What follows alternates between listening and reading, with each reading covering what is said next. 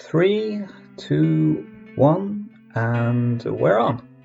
So, Door is a YouTuber who has covered a lot of OMORI mods, often having a more long-form video essay format. Is that how you would describe yourself?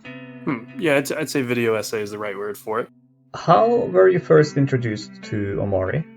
A friend of mine who was a patron at the time asked me to cover it because you're able to request videos when you're a Patreon or whatever. And I covered it, and when I was done playing it, I was just kind of like, this video needs to be a little bit different than the other ones I've done. This is a really potent subject, really potent story, and I need to approach this differently. And the first one didn't really take off. It only got like 2,000 views immediately. It wasn't until I covered the Reverie mod that it got like over 100,000 and things kind of exploded.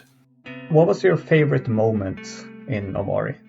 I think I kind of just like the very first time you hear By Your Side, because anytime I hear that song, all of like the meme culture surrounding OMORI, all of like the YouTube shorts and like all the just funny PNG crops you see on Discord, the instant I hear By Your Side, all of it melts away, and I just remember the first time I played the game again. And I also just think it kind of sells the theme of the game, where it's like, this song's kind of catchy, it's kind of comforting, but there's also like this creepy undertone to the whole thing. So yeah, no, that's probably what I'd say is my favorite moment. What made you interested in OMORI mods?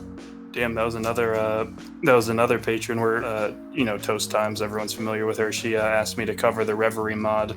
And when I looked at it, I was just kind of like, wow, this is just really professional looking. Like, I've said this ad nauseum on the channel, but anything that replicates the style and feel and dialogue of the vanilla game, I think that's really impressive. And also, lots of OMORI mods just don't really have a YouTube spotlight. And whenever you cover a mod, people are usually just super thankful for it. And I guess it's just nice. It feels nice to be that person to bring attention to people's projects like that. So I never mind covering them, really. What's your favorite OMORI mod so far? Obviously, OMORI Vessel. No, I'm kidding. That's not really my type of mod. Let's see. The easy answer is Reverie. I'd say from a new content perspective, I'd say Reverie. But outside of that, I like the customizable difficulty mod because it just lets me enjoy OMORI from start to finish again through like a new lens. And I actually dialed up the difficulty a little too hard because I basically had to grind killing bunnies until the bunny hater gave me everything I needed, and then I was able to make some decent progress. But that game is obviously not meant to have its numbers dialed up to the maximum, because you can get in some really tight spots if you're not careful with that mod. Do you think level editors are important for a game? I don't think they should be required, but there are so many times where I want a level editor and it's just not there. Like, I can't tell you how many times when I was playing Shovel Knight King of Cards, and I was just like, man, I wish I could make levels based around this shoulder charge thing. With OMORI, it's probably more difficult though, because you got to make scripts and dialogue, event sequences, and all of that good stuff. What's your favorite game mechanic in any game? I like when mechanics, I think I like risk-reward ones where it's like you push yourself to do something dangerous and then you get a really good reward, like, Bayonetta's Witch Time, where if you dodge at the last second, things slow down. I don't know why I like these mechanics, because I almost always end up, losing by trying to do them. So I should probably just not take risk-reward mechanics. Like if I'm playing Isaac, I'm gonna take all the items that have a chance to do something bad instead of being smart and not doing that. But I think risk and reward mechanics just usually add a really nice spice or variety to things that have been around for a while. Do you prefer playing multiple games in the same time period, or do you primarily want to play one game until you finish it or don't feel like playing it any longer? Usually I'll have a quote-unquote main game in the back of my mind that I am sleeping and breathing whenever I have the time to play it. And then I'll have like one or two side games, like, playing Marvel Snap on my phone or something like that. I'd say it's usually like 2 or 3 games. And then when I start thinking too hard about my backlog and stuff like that, I just get stressed and start playing all sorts of weird stuff. But yeah, no, I'd say it's usually 2 or 3. Is that how you usually do it as well? I try to focus on one game until like I'm done with it, and I usually just kind of grind it to completion, if that makes sense. I really wish I had the discipline to do that, because it's like sometimes I'll be super excited about a game, but 40% into it, I'm just totally done with it, and I just need to move on to the next thing. Well, it's a bit different for me, because if I just if I ever don't like a part of a game, I'll just mod it, since I know programming. Nice. That's a pretty awesome way to approach the situation. What do you think about Edmund McMillen? I don't hate him as much as everyone else does. I think he's done some stupid stuff, but I don't think he's like the next big bad thing. I love the way he draws. I think a lot of my art style came from Edmund. I like the way he approaches game design. I know he talked about when he was designing The Binding of was it The Binding of Isaac or Eugenics? He says when he's designing a game, he goes through it, he designs it from start to finish, and then when he's done, he goes back to each part and sees where he can fill in the holes and make it smoother and better, add something that's more exciting. When I heard that, I was just like, that's just such a curious mind. I'm just so glad we have someone who has such an interesting way of thinking like that in the games industry that has such a wide reach and influence. But I love the dude. He's definitely one of the Flash game pioneers and one of the big Newgrounds names. I think he'll always have he'll be on my Mount Rushmore of game design for the rest of my life, more than likely. On the topic of eugenics, are you going to do drink a shot of bourbon whenever a cat dies when it comes out? That depends a lot on how hard it is for... it depends a lot on how easy it is for that to happen, and also those drinking videos didn't do too well. They'd probably do better today because every video I do does better than it did a while ago, but I'm not sure how much Isaac I'll revisit. I'll probably do a Eugenics video when that game comes out, but I'm not sure if I'll drink bourbon because bourbon tastes absolutely terrible. It tastes like cinnamon hand sanitizer or something. You made a lot of videos in the Isaac/Meat Boy community, like the non-weekly, weekly meat series you do. What's your experience interacting with that community compared to the OMORI community? My exposure to that community was mostly just my own Discord server. I would just have handfuls of people who, might be versed, that might be making big mods. As of now, I'm on the Tarnished development team, which is a fairly popular Isaac mod. Usually I'll just go to the devs of mods that I like for that community, and then I won't really interact with much else, And it's hard to get an idea on how any community actually is from just asking people, because anytime you ask about a community, everyone will tell you it's bad. So it's like, how is the OMORI community? I love that game, but I hate the community. That's what everyone always says.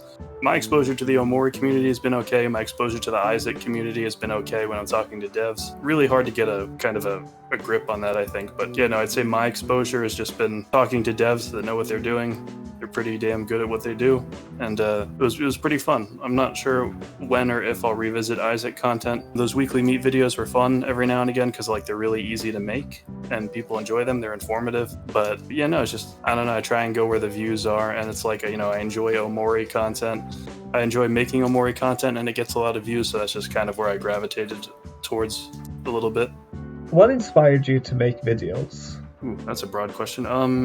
I liked explaining things, and I remember I would give speeches every now and again, just at school events or for jobs or college, and whenever I was done, people were like, "Oh wow, you really know how to talk," or whatever, and I'm just like, I should probably harness this and try and use it for something. And also, I like to explain stuff. I like to pick something apart and then say why I think this, and this about it. I think it's fun to lay that out and show people. And also, I like finishing something that I worked hard on and then showing it to people. So I think editing a video essay and putting it online, I think that's a very pure form of that. What's so great about Capybaras? Well, they used to be underrated, but I think the internet really caught on to how good they actually are, and they are now properly rated. But before, it was I don't know, they're just chill, they're approachable, you can give them pets and you can scratch them, and they're just super friendly. There's people who say that dogs are man's best friend. They say capybaras are everybody's best friend. But my aunt, she owns a petting zoo, and I know she just got one, so I'll have to try and pay her a visit as soon as I can. What do you think about the ending of Game of Thrones? It's just Game of Thrones set itself up as a very sophisticated show with lots of character depth and political intrigue, and then the final season was just kind of let's not do any of that. Let's reduce all of these characters to one thing about themselves and have them regress through their arcs, and it's just is not satisfying for anyone involved. Even all of the actors were just that's a... they wouldn't come out and say anything explicitly, but they'd all make passive-aggressive jabs at how it went. I'm surprised you know that I hate that. I must have said it somewhere. Are there any lesser known, not yet released games you're looking forward to? Some people talk about this. I know Sky Children of the Light is getting ported to PC and getting ported to PlayStation in 3 days. I'm looking forward to that. I don't feel like there's some Omori and One Shot fans that know about it, but most people just don't know about that game. And I think it's really. Do you know what that game is? Oh yeah, I feel like I've heard about it everywhere. You do? Maybe it's just the. I just think it's a game, especially if you play a game like Omori, you need a game to like heal, and that game you can just fly around and chill, and it's just really peaceful. So I'm looking forward to the port.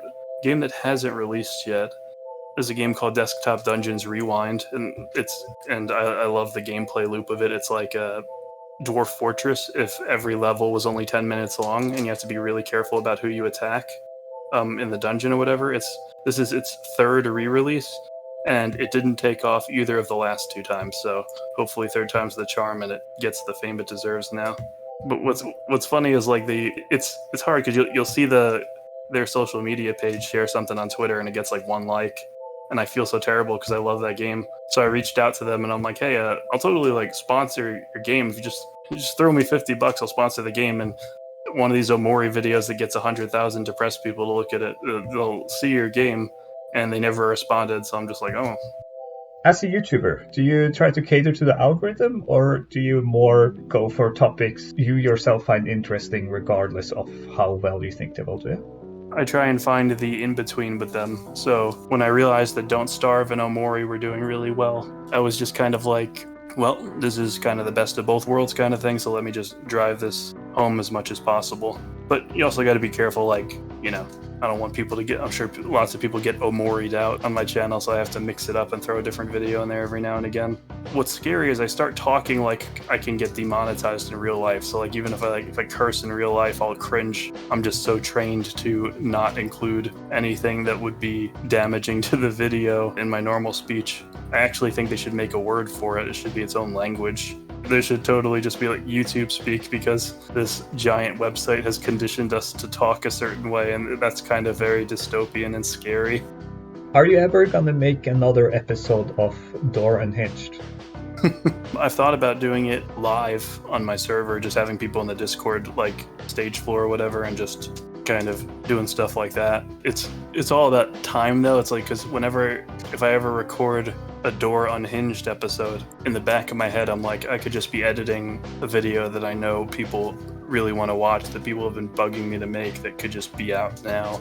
And that's just, it's always that constant battle of like, where do I delegate my time? Maybe I should bring it back. If I did, I would probably put it on another channel though, just because I don't want upload a Omori video essay that gets 40,000 views and then a podcast that gets like 12.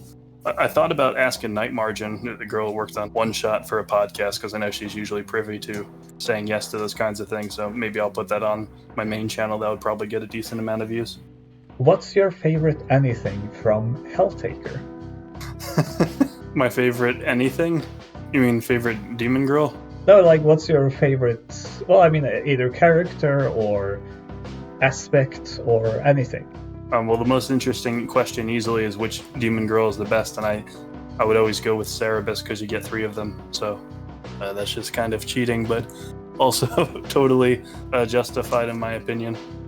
I think Helltaker is one of the few games where it's like the instant you see it, you're like, this was made purely for the fan art that would come after it. When this game had to crawl so that its fan art could run. But I also think the game itself is just a nice little puzzle thing, and it's free, so maybe I'll make a video on it sometime. What's the story behind this image? I don't even remember saying that. That does sound like something I'd say. Oh, it was only in October. I think that was when I was in college. Everyone has that stupid story they look back on where someone's flirting with them, and you just totally don't know until like you wake up 3 months later and you're like, oh yeah, that that person was totally just flirting with me and I didn't. That girl could have had a neon sign saying I'm interested in you, and I would have somehow interpreted it differently. Do you have anything you want to shout out? Or anybody you want to say something to? Hi, Mom. My mom always watches ITR uploads as they come out, like the rest of the world. Frithian's a pretty good editor. I think more people should know about his channel. I put it at the end of all of my videos. Also, shout out to Desktop Dungeons. I think more people should go wishlist that game because I think it's pretty good. And also, obviously, my own channel. And who's that guy who His name starts with an, I can't pronounce it. Renox, Renaux. He does a lot of. I'm sure you're already familiar with him, but he doesn't get talked about a lot when it comes to like content creators and stuff with Omori things. But I actually think his stuff is super good. And he recently started copying my thumbnail style, which I thought was hilarious, and I'd be offended if I wasn't flattered. And he straight up said he was doing it too. But his videos are really informative, and me just talking. Usually, whenever I need to do research on an Omori related video, I just talk to him because I know he's going to know about it. So subscribe to him also. Yeah, no, I've given Renox a shout out like months ago when I did daily community post shout outs, which is very fun. And then recently, Renox gave me a shout out when I needed to win a certain poll in a competition's hobbies holding. So that was fun. I think I'm like dead last in that thing because I don't really have a successful channel. I only have successful videos. So until I have a successful channel as well, I don't think people will really know. But you know, the thing you do is you buckle down and you keep making quality content and hope that enough people notice. It's a cliche to say, but a like and a subscription really does wonders for the channel. So please do that. And please check out my other stuff. And also check out Boss Door.